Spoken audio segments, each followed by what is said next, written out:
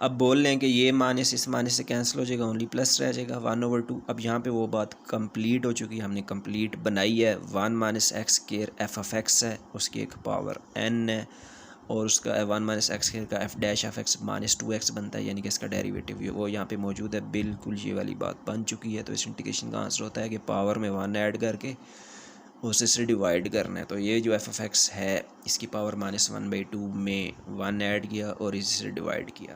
तो ये हमने आंसर लिख दिया इस इंटीग्रेशन का। तो अब दोबारा इंटीग्रेशन का साइन नहीं डालना, इंटीग्रेशन का साइन भी ख़त्म, dx भी ख़त्म। मज़ीद सिंप्लीफिकेशन -1/2 +1 करें तो +1/2 बचेगा, -1/2 प्लस करेंगे +1/2 बचेगा, प्लस सी भी ऐड किया था प्लस सी, और ये 2 इस 2 से कैंसिल हो जाएगा, ये बोले कंप्लीट 1/2 से कैंसिल हो जाएगा। ओनली 1 माइनस एक्स स्क्वायर पर पावर +1/2 बचेगी, और +1/2 पावर क्या होती है, रूट होती है। This is the answer. ये था पार्ट नंबर 13। नेक्स्ट क्वेश्चन 1 का पार्ट नंबर 15 इंक्लूडेड है। E power x multiply by sine x cos x d x. अच्छा जी, उसी क्वेश्चन की स्टेटमेंट है, इंटीग्रेट बाई पार्ट्स।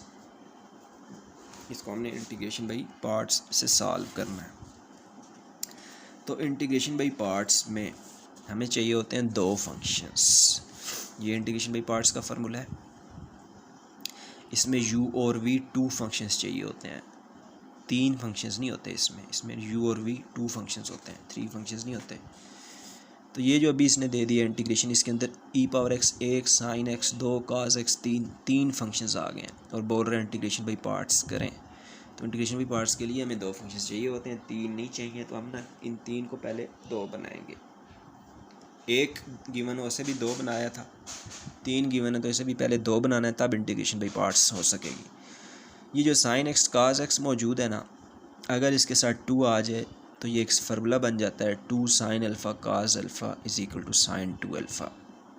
ये साइन की डबल एंगल आइडेंटिटी होती है ट्रिग्नोमेट्री में।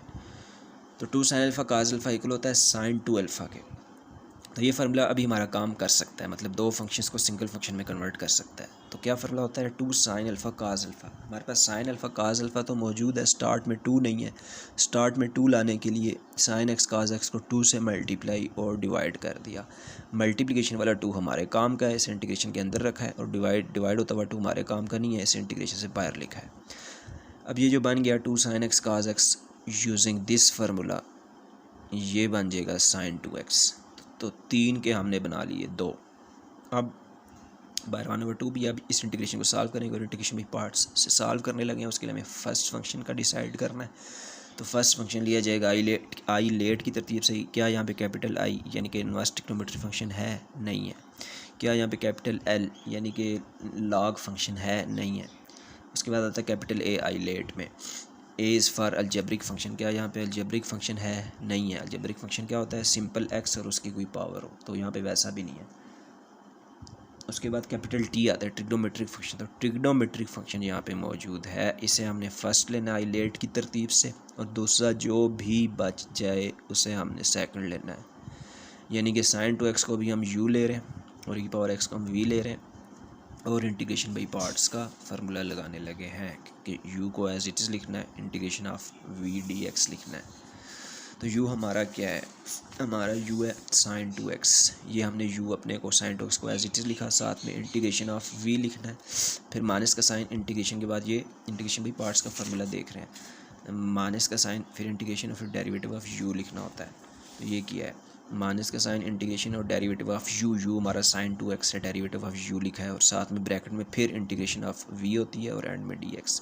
और चूँकि by 1/2 as a whole multiply हो रहा है, ब्रैकेट लाजमी यूज़ करनी है। ब्रैकेट के अंदर इस इंटीग्रेशन पर इंटीग्रेशन बाई पार्ट्स का फार्मूला लगा लिया। एक नया फार्मूला आ गया जी, ई पावर एक्स की इंटीग्रेशन। ई पावर एक्स की इंटीग्रेशन,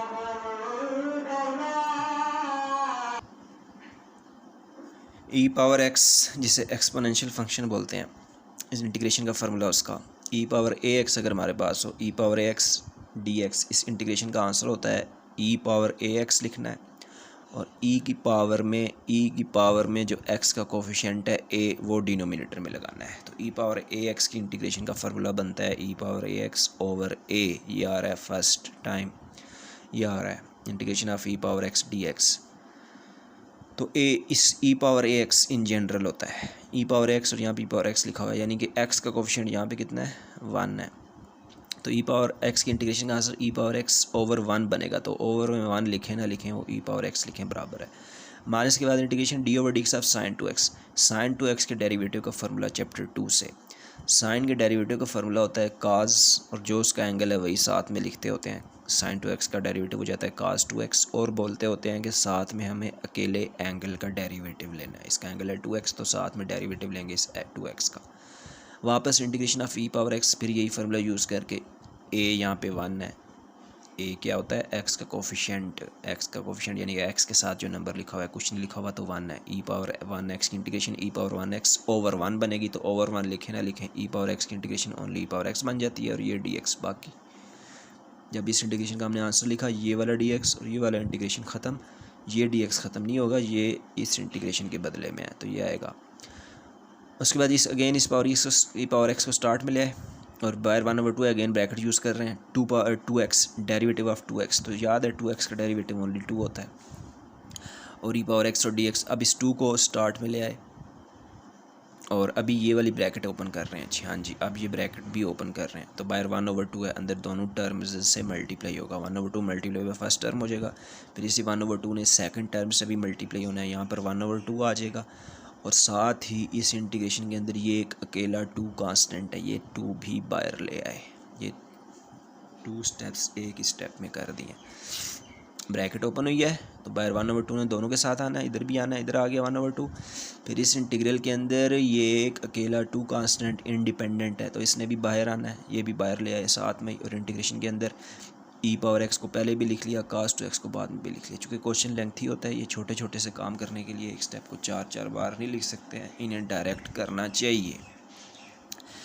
तो 2 हो गया, 2 से कैंसिल, फर्स्ट स्टेप में इंटीग्रेशन खत्म हो चुकी है, बात सिर्फ सेकंड स्टेप की चल रही है। अगेन ई पावर एक्स और कास 2x दो फंक्शंस दोबारा से मल्टीप्लाई हो रहे हैं, हमें दोबारा अगेन इंटीग्रेशन बाई पार्ट्स करने वाले हैं इस इंटीग्रल पर।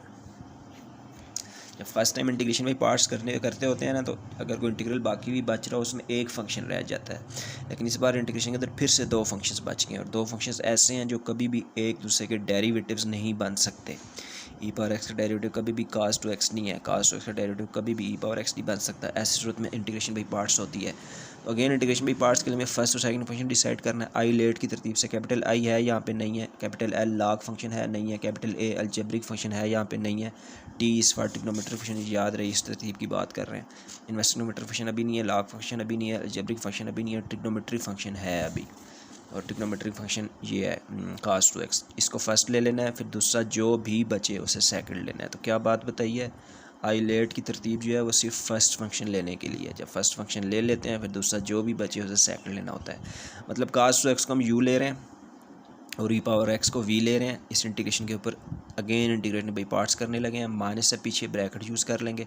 वही इंटीग्रेशन बाई पार्ट्स का फार्मूला कि यू को एज इट इज़ लिखना है, साथ में इंटीग्रेशन ऑफ वी लिखनी है। हमारा यू अभी क्या है, अभी हमारा यू है कास 2x, इसको एज इट इज़ लिखा, साथ में इंटीग्रेशन ऑफ वी लिखी। फिर क्या बोलता है, माइनस का साइन है, इंटीग्रेशन और फिर डेरिवेटिव ऑफ यू लिखना है। तो माइनस का साइन, इंटीग्रेशन और डेरिवेटिव ऑफ यू यू हमारा कास 2x, और साथ में इंटीग्रेशन ऑफ वी दोबारा से लिखा जाता है, और एंड में dx और bracket close. Again first message minus के बाद कास 2x के बाद ई पावर एक्स की इंटीग्रेशन दोबारा से यूजिंग दिस फार्मूला। यहाँ पे लिखा हुआ है ई पावर 1x, ई पावर 1x की इंटीग्रेशन ई पावर 1x ओवर 1, तो ओवर 1 लिखें ना लिखें बराबर है। माइनस के बाद इंटीग्रेशन कास 2x का डेरिवेटिव का फार्मूला चैप्टर 2 से।